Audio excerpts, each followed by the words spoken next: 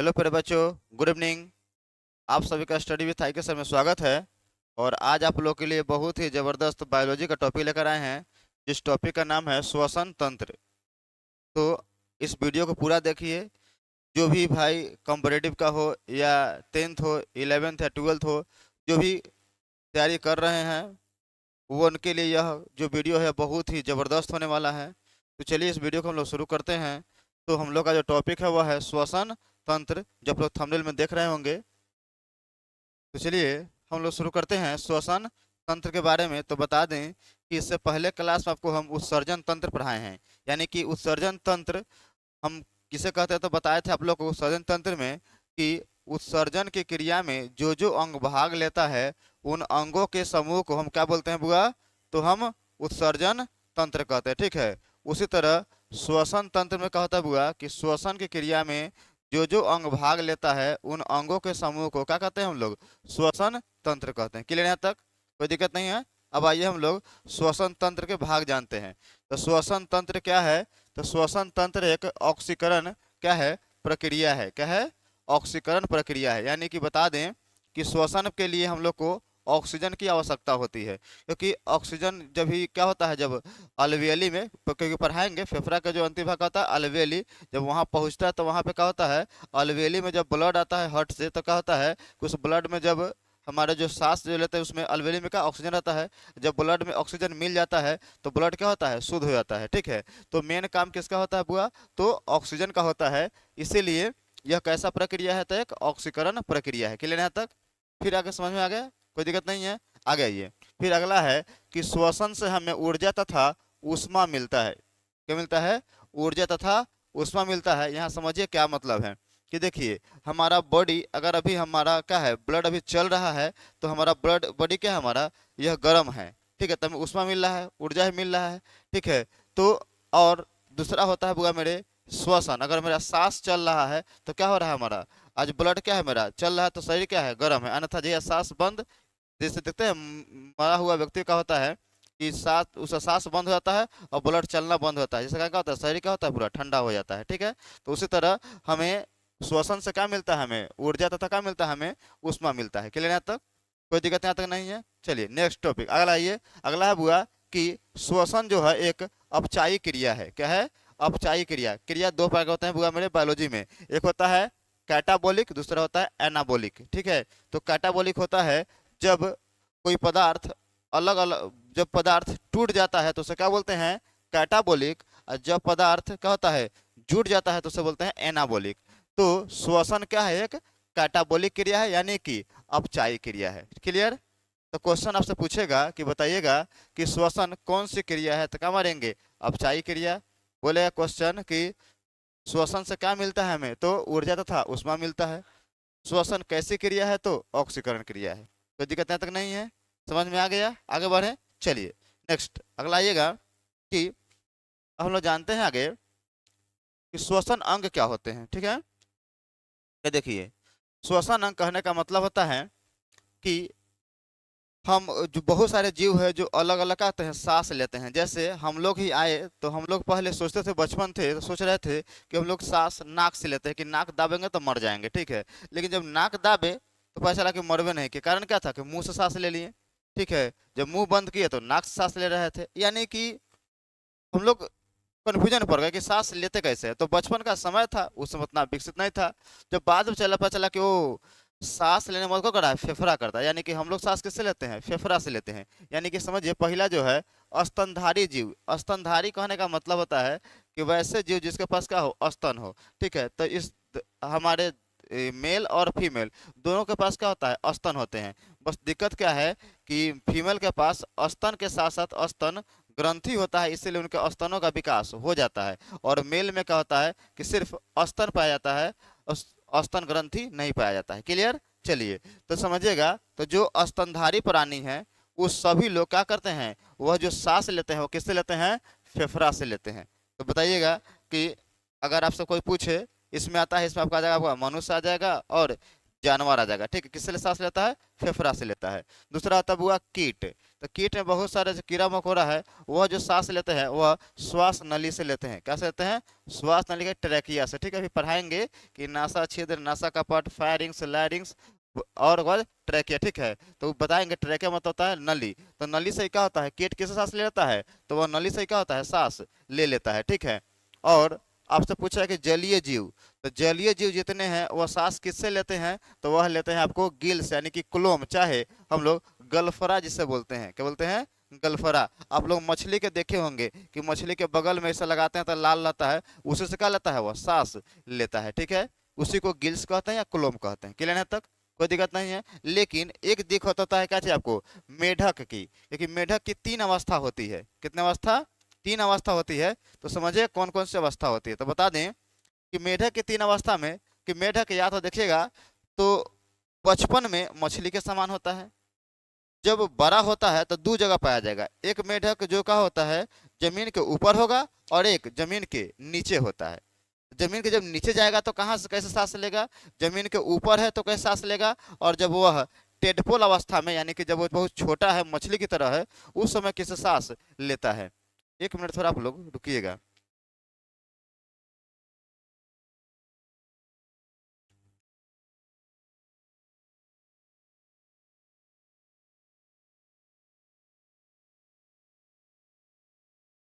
तो समझिएगा, तो हाँ, सॉरी 1 मिनट के लिए आप लोग का।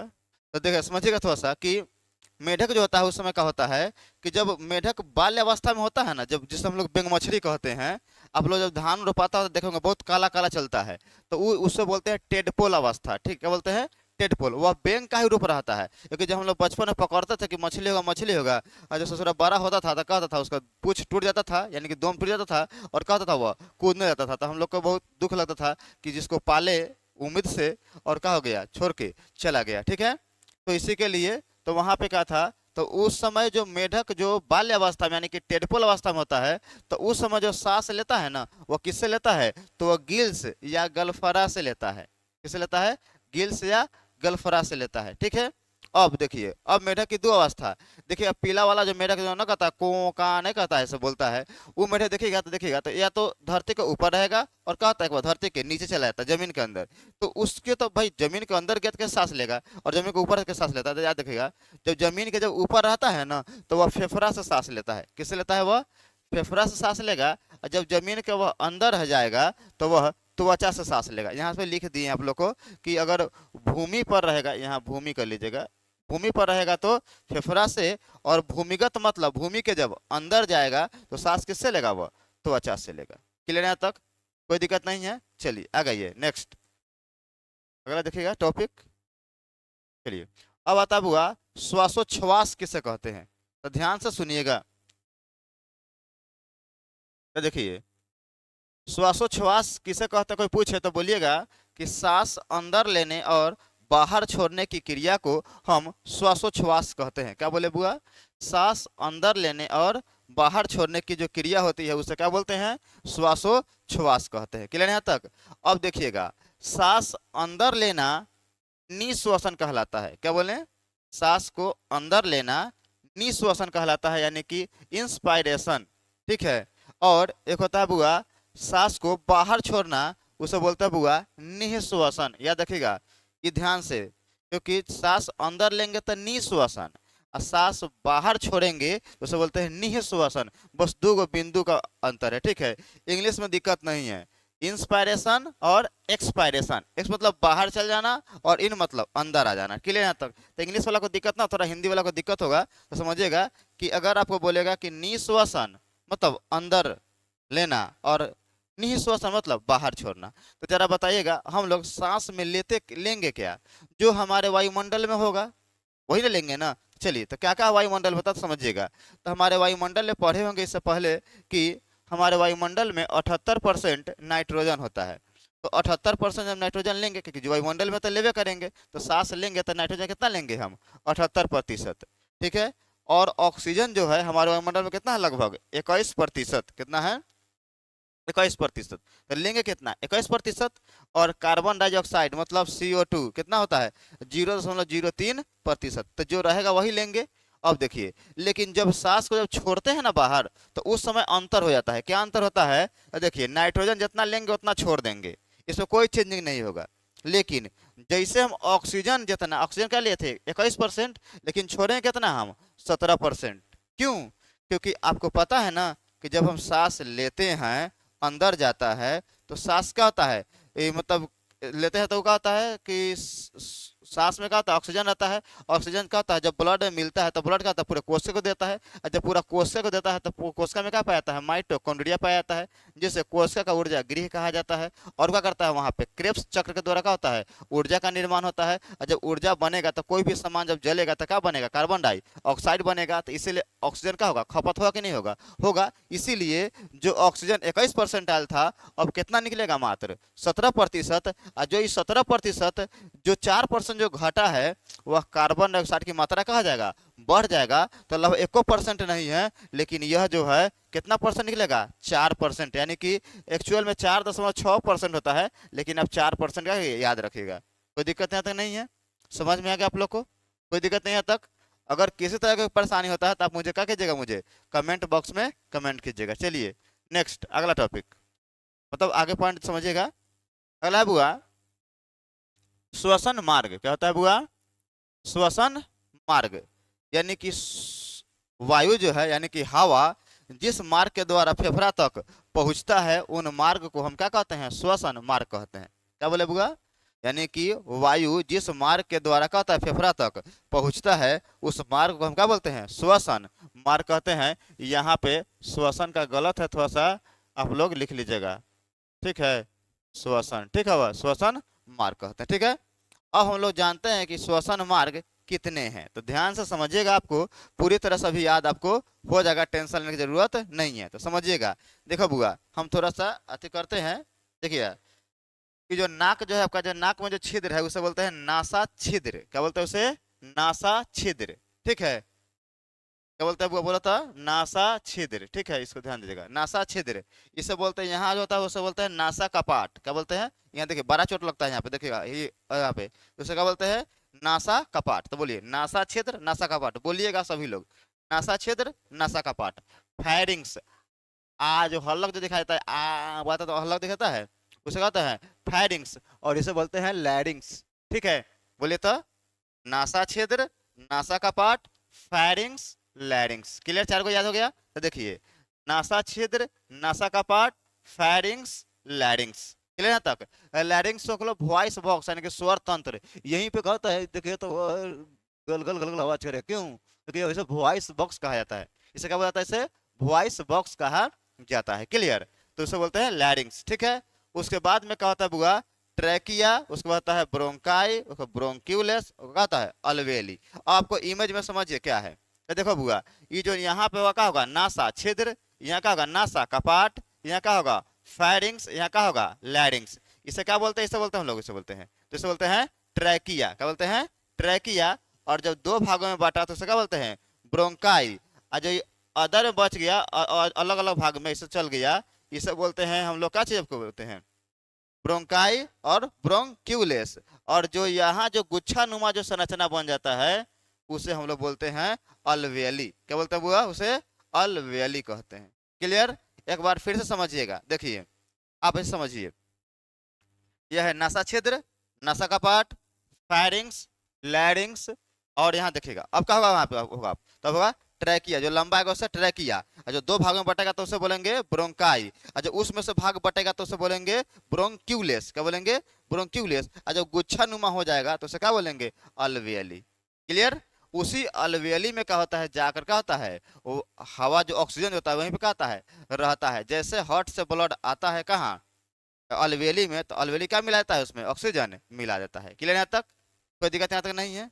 आगे समझ में आप लोग को? अब देखिए, जैसे वहां जाएगा तो ब्लड कहाँ, वहां से कहाँ चल जाएगा, हार्ट में चल जाएगा, मतलब ऑक्सीजन कहाँ मिल जाएगा, ब्लड में। अब ब्लड कहाँ जाएगा, फिर कहाँ जाएगा, फिर अथी हार्ट में, हार्ट पंप करेगा, महाधमनी के द्वारा क्या होगा, पूरे शरीर में क्या उसको फैला देगा। कोई दिक्कत यहाँ तक नहीं है? समझ में आ गया आप लोग को? कोई दिक्कत यहाँ तक नहीं होगा? अब देखिए, तो क्या होता था कि जैसे कोरोना जिस समय था ना, कोरोना उस समय क्या था कि हमारा जो अति था ना, क्या बोलता है, फेफड़ा के जो है जिसे बोलते हैं अलवेली, जिसको बोलते हैं। ठीक है, तो अलवेली में क्या होता था, कोरोना जाकर होता, कोरोना जाकर बैठ जाता था, बैठ जाता था। ठीक है, तो उसमें क्या होता था, वो कोरोना जैसे बढ़ता था ना, तो इंसान का होता था सांस लेने में बनता ही नहीं था। ठीक है, तो इसी के लिए वहाँ पे है, थोड़ा देख लीजिए, उसी को रख रख मार दीजिए ना, उसी में कर दीजिए। ठीक है, तो क्या होता था कि वो जाम कर देता था, जिससे क्या होता था सांस लेने में दिक्कत होता था, इंसान की क्या होती थी, मृत्यु हो जाती थी। क्लियर, कोई दिक्कत यहाँ तक नहीं है। चलिए, अब एगो बात यहाँ समझिएगा आप लोग, कि आप लोग सुनते होंगे कि सर कभी खाना खाते हैं तो हिचकी आ जाता है, और हिचकी जो आता है वह बड़ी, हम लोग समाज में बड़ी गलत अवधारणा है। कि यहाँ कहा जाता है कि जैसे हिचकी उखड़ता है तो कहता है कि आपका कोई नाम ले रहा था, लेकिन एक्चुअल में ऐसा कंसेप्ट नहीं है। एक्चुअल में हम उसके बारे में सोच रहे थे, इसीलिए हमें क्या होता है, हिचकी आता है। चलिए उस कंसेप्ट को आपको हम समझाते हैं, समझिएगा। तो समझिए थोड़ा सा हुआ मेरे, आप लोग को यहाँ विजुअल होगा आप लोग को, तो समझिएगा, देखिए। हो गया सर? ठीक, thank you, thank you very much.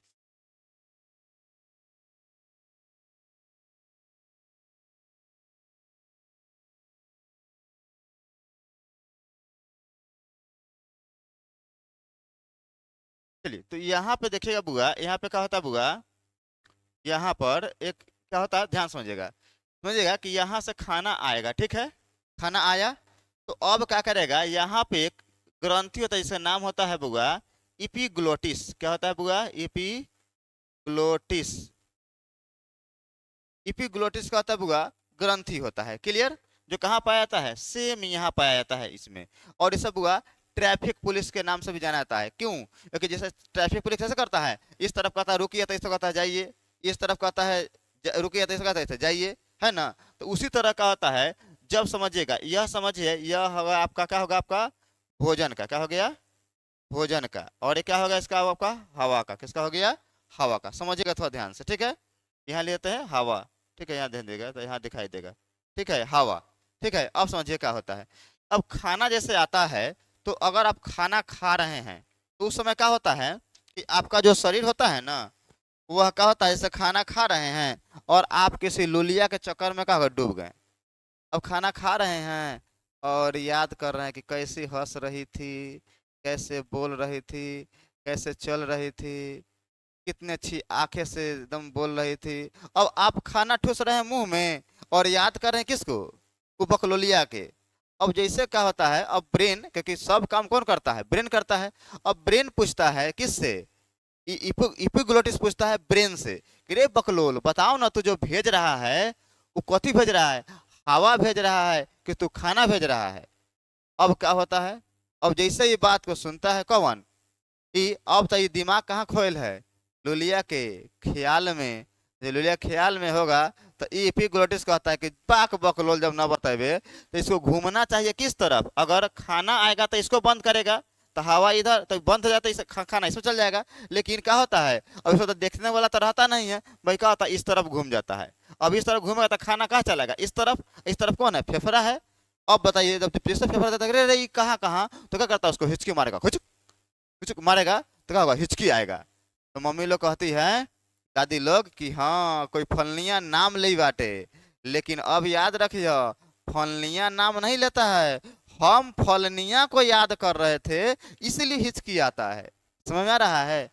तो एक कंसेप्ट गलत दूर हो गया कि नहीं हो गया। चलिए नेक्स्ट आगे आइए। अब अगला है बुआ मेरे, कि सांस लेने में मदद कौन करता है। तो ध्यान सुनिएगा, सांस जो लेते हैं ना बुआ मेरे, तो याद रखिएगा, यहाँ समझिए थोड़ा सा आप लोग ध्यान से।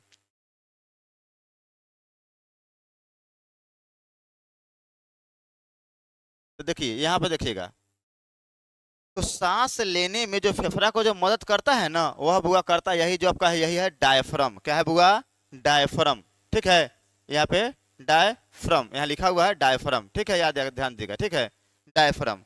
तो सांस लेने में फेफड़ा को मदद कौन करता है, 75% मदद कौन करता है, डायफ्रम करता है। आप कभी कभी देखते होइएगा कि एक्सीडेंट हुआ, ना माथा फटा, ना कोई गोट उठा, इंसान मर गया। तो देखे ऐसा कारण, तो उसका क्या होता है कि डायफ्राम में क्या होता है, वो मांस का होता है, वो चोट लग गया। अब चोट लग गया तो डायफ्राम कहता है कि हम काम करना बंद, हम ना करबो का। अब जब वो न करेगा काम तो फेफड़ा ऊपर जाएगा नहीं, और जब नहीं जाएगा तो फेफड़ा क्या होगा, दे देगा, क्या होगा, इंसान का हो जाएगा, मृत्यु हो जाएगा। इसीलिए फेफड़ा क्या होता है बुआ मेरे, फेफड़ा को सांस लेने में मदद कौन करता है, तो वह डायफ्राम करता है। कोई दिक्कत तो नहीं है, अगर समझ में। चलिए आगे। लेकिन आपको एक सवाल आएगा दिमाग में कि सर आप कह रहे हैं फेफड़ा, और सर जब माँ जब एक लड़के जब माँ बनती है तो उसकी पेट तो बहुत बड़ा निकल जाता है, तो उस समय वो सांस किससे लेती है, तो याद रखिएगा उस समय महिला जो है वह डायफ्राम से सांस मदद नहीं करता है, उस समय उनकी फसल यानी कि रिब्स मदद करता है क्या करने में, सांस लेने में। ठीक है, इसीलिए डॉक्टर कहता है कि जब पेट में जब बच्चा 8 से 9 महीना का हो जाए ना, क्या करना चाहिए, उस माँ से भारी सामान नहीं उठाना चाहिए, क्योंकि अगर भारी सामान उठवाबा हो तो क्या होता है, जैसे उठाइएगा तो क्या होगा, जैसे हम लोग उठाते तो कहते हैं कि ऐसे कर रहते पूरा, ऐसे कर रहते कहला कि पूरा वजन किसे पड़ता है, फसली पर। तो एक माँ का तो पहले से क्या डायफ्राम काम करना बंद किए हुए है, अब काम कौन कर रहा है, रिब्स फसली काम कर रहा है। ये भी क्या होगा, उठाएगा कहूँ टूट टूट गया तो क्या होगा, माँ भी मरेगी और बच्चा भी मरेगा। ठीक है, इसीलिए आप लोग को अगर ब्याह हुआ हो जाए क्या कीजिएगा, आप लोग सब काम करवाइए, लेकिन भारी सामान जो उठाने की बात आएगा तो खुद उठा लीजिए, क्या दिक्कत है। ठीक है, उठाने से छोट थोड़ी हो जाएगा। घर में रहते हैं, बाहर थोड़ी नहीं रहते हैं, घर में क्या क्या होता है वो सब लोग जानते हैं कि सही बात है कि नहीं, तो वही बात बोलना है, क्लियर। चलिए आगे देखिएगा। अगला है वो आपका जो टॉपिक है, अगला पॉइंट समझिए हम लोग ध्यान से। चलिए, अब अगला पॉइंट है बुआ मेरे, टाइडल वॉल्यूम। क्या है बुआ, टाइडल वॉल्यूम। तो ध्यान से समझिएगा क्या होता है। टाइडल वॉल्यूम हम उसे कहते हैं जब हम एक बार में जितना सांस लेते हैं ना, उसे हम क्या बोलते हैं, टाइडल वॉल्यूम कहते हैं। यानी कि एक बार में जब हम सांस लेते हैं नॉर्मली सांस, ठीक है, कितना लेंगे होंगे, मात्र 500 ml। कितना लिए होंगे, 500 ml। ठीक है, तो कोई भी मनुष्य एक बार में जो सांस लेता है नॉर्मल, वो कितना लेता है, 500 ml लेता है, जिसे हम लोग क्या बोलते हैं, टाइडल वॉल्यूम कहते हैं। क्लियर, कोई दिक्कत नहीं है। अब आ गई अगला है बुआ, total lungs capacity. Total lungs capacity यानी कि जो हमारा फेफड़ा है उसकी क्षमता कितना है, उसकी कैपेसिटी कितना है, तो समझिएगा एक बार में अधिकतम सांस की मात्रा, यहाँ मात्रा माला लिखा गया, सॉरी वो अति से मिस्टेक है थोड़ा सा, उसे बुरा ना मानिएगा। सांस की मात्रा कितना होता है, 600 ml। यानी कि जो हम लोग सांस ना लेते हैं इतना बार खींचते हैं तो देखते फेफड़ा एकदम फैल जाता है, तो कितना लीटर, लगभग 6 लीटर। कितना, 6 लीटर का आते हैं हम लोग सांस को एक बार में, जब लंबा सांस लेते तो लेते हैं। क्लियर, तो उसे बोलते हैं टोटल लंग्स कैपेसिटी। अब से बोलेगा कि टाइडल वॉल्यूम कितना है, तो 500 ml, लेकिन टोटल लंग्स कैपेसिटी तो कितना मारिएगा, 6000 ml, यानी कि 6 लीटर। क्लियर है तक, कोई दिक्कत नहीं है। अब आइए, अब एक होता है बुआ ऑक्सीजन सिलेंडर। आप लोग ऑक्सीजन सिलेंडर देखे होंगे, 2-3 जगह देखे होंगे। क्या देखे होंगे कि जब कोई व्यक्ति कहाँ चढ़ता है, पहाड़ पे चढ़ता है, तब ऑक्सीजन सिलेंडर लेके जाएगा। चाहे जब व्यक्ति क्या करेगा, समुद्र में गोता लगाएगा तो क्या होगा, देखिएगा पीठ पे क्या होता है, एक सिलेंडर टांगले रहता है। या जब कोई व्यक्ति अधिक समुद्र के गहरा में जाता है तभी क्या होता है, सिलेंडर लेकर जाता है। तो उस सिलेंडरवा में क्या क्या भरा रहता है ये हम लोग जानते हैं। क्लियर, चाहे आईसीयू जो होता है, आईसीयू में जो होता है उसमें क्या क्या भरा रहता है सब जानेंगे। तो यहाँ आइए ध्यान से। तो ऑक्सीजन सिलेंडर में क्या होता है समझिएगा कि जब पर्वत पे जाता है ना, जो कोई इंसान पर्वत पे चढ़ता है, उस पर जो पीछे जो सिलेंडर लगा रहता है उसमें ऑक्सीजन और क्या होता है, नाइट्रोजन होता है। कहता है ऑक्सीजन और नाइट्रोजन होता है, क्योंकि आपको बता दें कि ऑक्सीजन भारी होता है, उस ऑक्सीजन को भारी को कम करता है कौन, नाइट्रोजन। ठीक है, अगर खाली ऑक्सीजन भी सांस ले सकते नहीं है।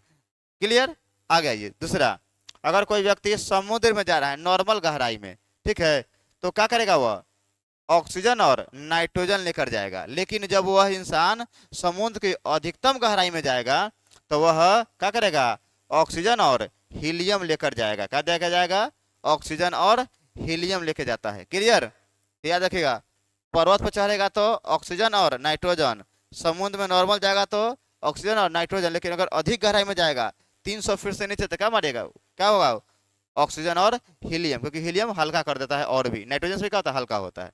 क्लियर, बढ़े आगे। अब देखिएगा एक और पॉइंट है, समझ लीजिए मात्र। अब देखिए क्या होता है,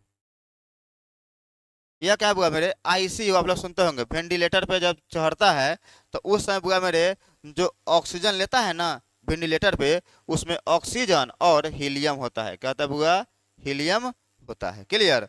तो वेंटिलेटर पे कौन सी गैस जो वेंटिलेटर में जो लगा रहता है लास्ट में, उसे कौन आता है, तो ऑक्सीजन और हीलियम रहता है। कोई दिक्कत आता नहीं है, आगे समझ में। और मनुष्य जो है 1 मिनट में जो है बुआ मेरे वो कै बार सांस लेता है, तो वह 16 बार सांस लेता है।